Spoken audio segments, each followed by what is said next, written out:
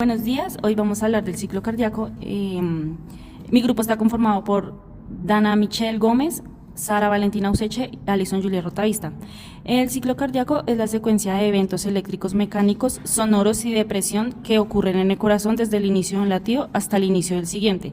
Este proceso dura aproximadamente 0.8 segundos y se divide en dos grandes etapas, que es la sístole y la diástole.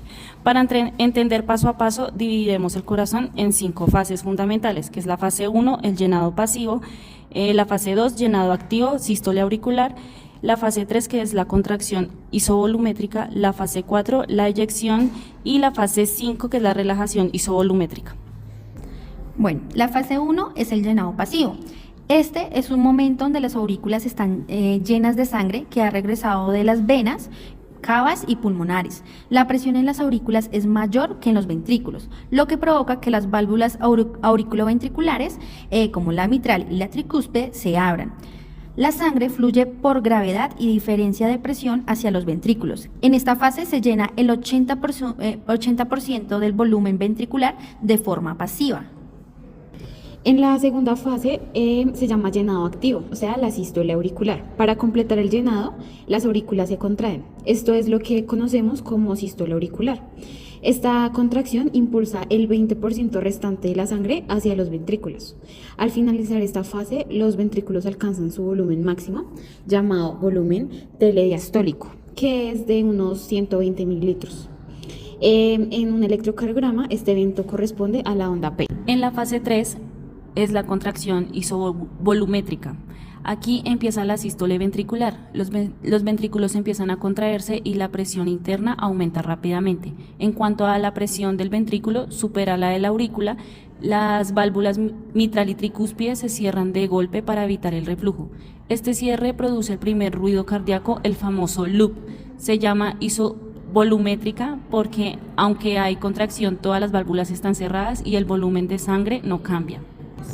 La fase 4 corresponde a la eyección. Cuando la presión dentro de los ventrículos supera la presión de las arterias, es decir, la aorta y la pulmonar, las válvulas simoideas o semilunares se abren. La sangre es expulsada con fuerza hacia la circulación sistémica y pulmonar durante un latido normal. Se expulsa unos 70 mililitros, lo que se conoce como volumen sistólico. La sangre que queda en el corazón tras la expulsión se llama volumen telesistólico, unos 50 mililitros. Y en la fase 5, relajación isovolumétrica, finalmente los ventrículos comienzan a relajarse. La presión cae drásticamente y al ser menor que la presión en las arterias, la sangre intenta retroceder, lo que provoca el cierre inmediato de las válvulas aórtica y pulmonar.